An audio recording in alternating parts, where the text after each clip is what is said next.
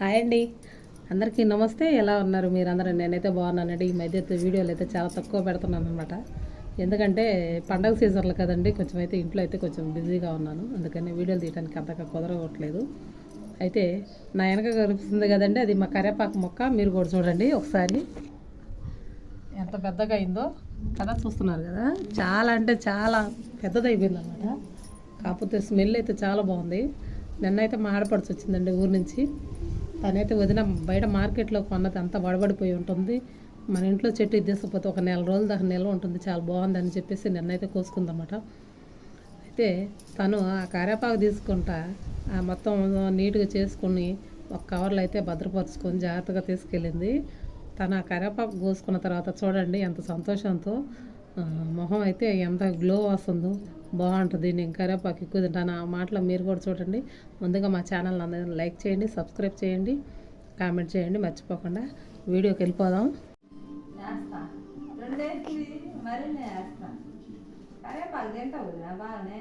కరేపాకు తింటావా?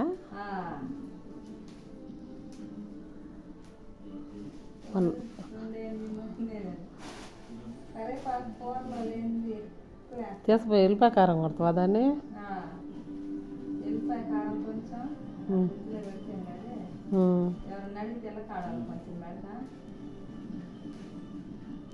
మీ ఇంటానికి వేయొచ్చుగా, మా చెట్లలో బాగానే ఉంటుంది. మీ బావాలు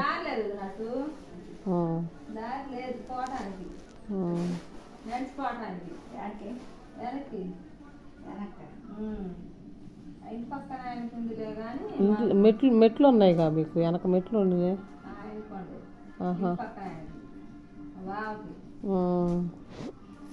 ఒక్క కొమ్మ వేసుకుంటే ఓ చాలా అయింది.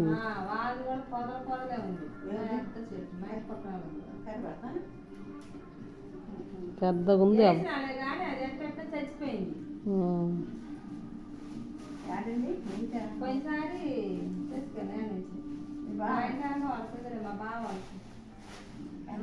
గోరంటాకు చెట్టు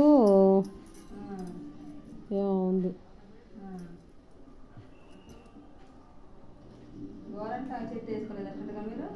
ఉందిగా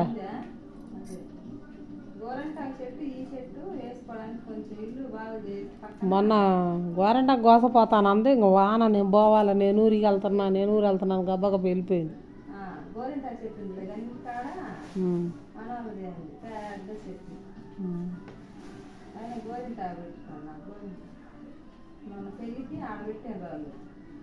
కోనా గోరంటాక చెట్టు పెద్దది విజయవాడ ఇంటి చెప్పినాయి. కోసి మిక్సీ పట్టిందా, ఎంత అయితే పట్టింది. చుట్టాలు అందరూ పెట్టుకున్నారు, చాలా మంది వచ్చారు చుట్టాలు. కన్నాకి